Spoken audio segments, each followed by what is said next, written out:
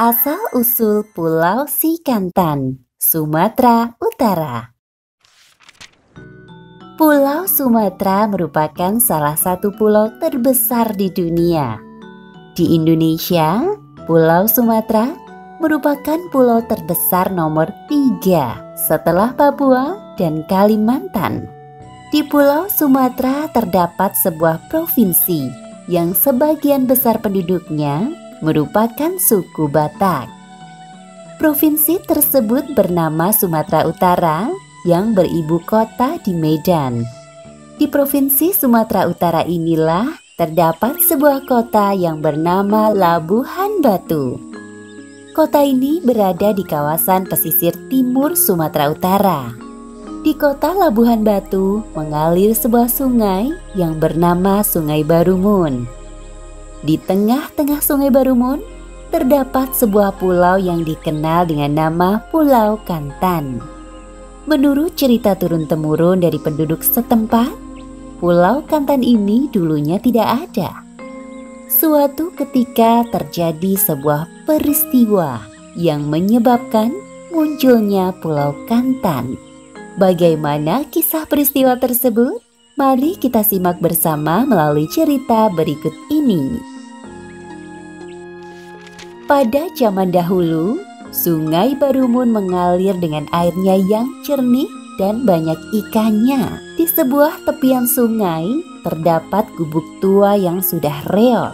Di gubuk tua yang reot tersebut tinggallah seorang pemuda yang bernama Kantan dengan ibunya yang sudah tua dan menjanda.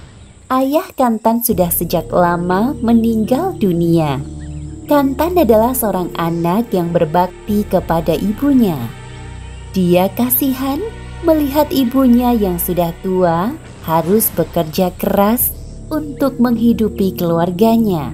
Setiap sore hari, Kantan pergi ke hutan mengumpulkan kayu bakar. Sebelum hari gelap, Kantan sudah kembali ke rumah sambil membawa kayu bakar. Pada pagi harinya, Kantan menjual kayu bakarnya ke pasar. Kantan selalu menggunakan uang hasil menjual kayu bakar untuk membeli beras dan kebutuhan sehari-hari lainnya. Bu, hasil menjual kayu bakar hari ini, aku belikan beras. Sungguh, kamu anak yang berbakti, Kantan. Semoga kelak Tuhan menolong hidupmu agar tidak selalu menjadi orang miskin. Ibu Kantan kemudian menanak nasi dari beras yang dibeli Kantan. Mereka pun makan dengan lahapnya, meskipun hanya dengan berlauk ikan asin dan sambal. Ketika malam telah larut, Ibu Kantan tidur dengan pulasnya. Beliau bahagia meskipun hidup dengan kemiskinan, tapi memiliki anak yang berbakti. Ketika sedang tidur dengan pulas, Ibu Kantan tiba-tiba bermimpi. Dalam mimpinya tersebut, Ibu Kantan bertemu dengan seorang lelaki tua. "Siapakah engkau, Kek? Kenapa ada di hutan ini?" Kakek tua tersebut tidak menjawab pertanyaan Ibu Kantan, tetapi justru menyuruhnya melakukan sesuatu. "Galilah tanah di bawah pohon tersebut." Pada pagi harinya, Ibu Kantan segera menceritakan kepada putranya tentang mimpinya bertemu seorang kakek tua. Kantan mendengarkan dengan seksama. Semoga itu menjadi mimpi yang bagus, Bu. Sebaiknya kita penuhi perintah kakek tua tersebut dan segera mencari tempat yang ditunjukkan kakek. Kantan dan ibunya segera pergi masuk ke hutan. Tidak berapa lama kemudian, ibunya menemukan tempat seperti yang dilihatnya di dalam mimpi. "Ibu yakin disinilah tempat yang ditunjukkan kakek tua tersebut?" Kantan segera menggali tempat tersebut sambil ditunggu oleh ibunya. Kantan terus menggali sampai dalam. Keringatnya bercucuran dan terlihat kelelahan. Namun Kantan terus menggali dan tidak menyerah. Setelah lama menggali, Kantan akhirnya menemukan sesuatu. Ibu, lihat, aku menemukan sesuatu. Lihat Bu, aku menemukan benda ini. Benda apa itu, Nak? Perlahan-lahan, Kantan membuka kain penutup yang berwarna putih tersebut. Ternyata, benda yang ditemukan oleh Kantan adalah sebuah tongkat emas yang berhiaskan intan permata. Lihat Bu, ternyata sebuah tongkat emas dengan hiasan intan permata. Wah, mungkin ini cara Tuhan untuk mengubah nasib kita yang selama ini menderita, Nak. Setelah menemukan tongkat emas tersebut, Kantan dan ibunya pulang ke gubuknya dengan penuh kebahagiaan. Sesampainya di gubuk, Ibu Kantan menyuruh anak untuk menjual saja tongkat emas yang baru saja ditemukannya. Nak, sebaiknya tongkat emas ini kamu jual saja. Uangnya bisa kita gunakan untuk membeli rumah baru dan memenuhi kebutuhan sehari-hari. Tapi siapa orang di kampung kita yang sanggup membelinya? Hidup mereka tidak berbeda jauh dengan kita. Benar juga, Nak. Bagaimana jika kamu jual saja ke pulau lain? Keesokan harinya, meskipun dengan berat hati harus meninggalkan ibunya, Kantan akhirnya memutuskan untuk menjual tongkat emas tersebut ke pulau lainnya. Hati-hati, Nak. Semoga Tuhan melindungimu dalam perjalanan. Segeralah pulang begitu tongkat emas itu sudah terjual ya. Iya Bu, secepatnya aku akan pulang. Ibu Kantan dengan sedih menyaksikan kepergian anaknya. Kantan menaiki tongkangnya, menyusuri sungai Barumun menuju Muara. Kantan kemudian memasuki laut dan membawa tongkangnya menuju Malaka. Berhari-hari Kantan terombang-ambing di lautan. Sesampainya di Malaka, Kantan menawarkan tongkat emasnya kepada para pedagang yang ditemuinya. Namun, tak satu pun para pedagang tersebut yang mampu membelinya. Kantan sudah putus asa menjual tongkat emasnya. Dia sudah berniat kembali ke kampung halamannya meskipun tanpa hasil. Namun, sebelum pulang, Kantan bertemu dengan Hulu Balang Kerajaan Malaka. Hai Nak, benda apa yang kamu bawa itu? Hamba membawa tongkat emas Tuan Hulu Balang. Kantan kemudian menceritakan maksud kedatangannya ke Malaka kepada Hulu Balang. Coba tawarkan ke Baginda Raja. Siapa tahu beliau berminat membeli tongkatmu itu. Kantan kemudian diantar oleh Hulu Balang menghadap ke Raja Malaka. Kantan menjelaskan maksud kedatangannya ke Malaka. Baginda Raja Malaka melihat dengan seksama tongkat emas berhiaskan intan permata. Sungguh istimewa benda ini. Anak muda, aku sangat menyukai tongkat emas ini. Aku ingin membeli tongkat ini tapi bukan dengan uang. Bagaimana jika engkau tinggal di istana ini dan kujadikan menantu? Ampun Baginda, jika demikian kehendak Baginda, hamba tidak bisa menolaknya dan menerima apa yang Baginda tawarkan. Kantan dan putri raja akhirnya menikah. Pesta pernikahan diselenggarakan dengan sangat meriah dan dihadiri banyak tamu. Setelah menikah, Kantan hidup bahagia dengan istrinya. Tinggal di istana membuat hidup mereka berkecukupan.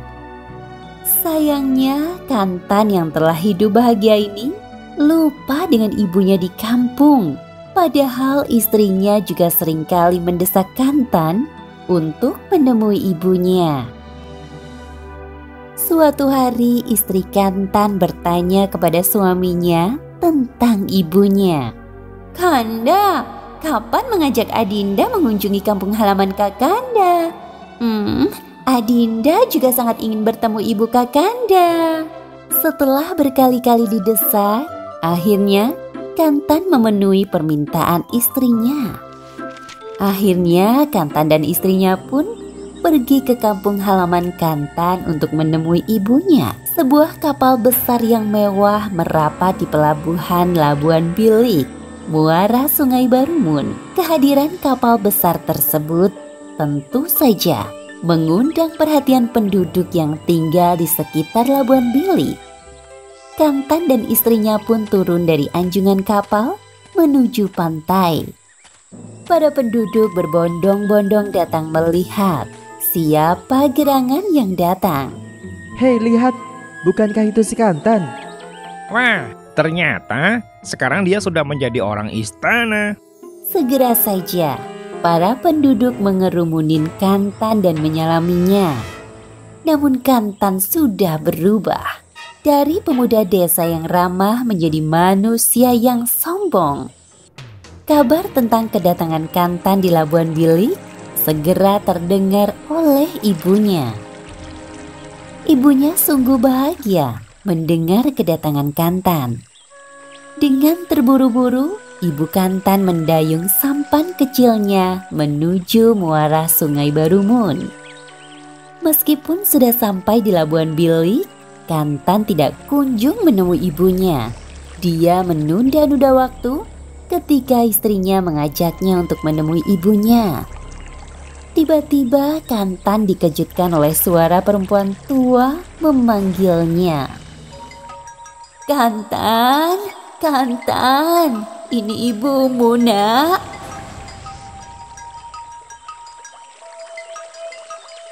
Kanda, apakah itu ibumu? Mari kita turun dan menjemputnya. Bukan, itu bukan ibuku. Aku tidak punya ibu seburuk itu. Aku tidak punya ibu yang buruk sepertimu. Pergilah dan jangan mengaku sebagai ibuku. Nak, apakah kamu sudah lupa pada ibumu? Telah lama ibu menanti kedatanganmu. Kanda, sepertinya ibu itu sangat mengenalmu. Mungkin dia benar ibumu. Hai perempuan tua gila, jangan dekati kapalku. Segera pergi dari sini. Pengawal, usir perempuan tua itu. Setelah pengawal mengusir Ibu Kantan, kapal besar tersebut bergerak meninggalkan Labuan Bilik kembali ke Malaka. Dengan perasaan sedih, Ibu Kantan kembali ke gubuknya. Dia tidak menduga anak yang selama ini dibesarkannya ternyata justru mengusirnya. Ibu Kantan yang dilanda kesedihan yang sangat mendalam itu pun akhirnya berdoa kepada Tuhan agar Kantan diberi pelajaran. Ya Tuhan, anak yang aku besarkan selama ini justru menjadi anak yang durhaka. Berilah dia pelajaran agar bisa menjadi anak yang berbakti kepada orang tua. Tidak lama setelah ibunya berdoa, kapal Kantan yang masih berlayar di muara Sungai Barumun diserang badai. Hujan lebat dan petir terjadi dengan sangat hebat. Lalu sebuah petir yang menggelegar menyambar kapal Kantan. Air Sungai Barumun tiba-tiba meluap. Kapal Kantan yang baru saja disambar petir itu pun tenggelam ditelan oleh air Sungai Barumun. Tidak ada yang selamat. Semua tenggelam ke dasar Sungai Barumun. Setelah kapal Kantan tenggelam, Sungai Barumun kembali tenang. Hujan badai tiba-tiba reda. Air Sungai Barumun pun mengalir dengan tenangnya. Tidak lama kemudian, di tempat kapal Kantan tenggelam, tiba-tiba muncul sebuah pulau. Pulau tersebut berada di tengah Sungai Barumun yang berhadapan dengan Labuan Bilik. Masyarakat setempat akhirnya menyebut pulau tersebut dengan nama Pulau Si Kantan. Pulau tersebut menjadi pelajaran kepada masyarakat setempat agar tidak durhaka kepada orang tua.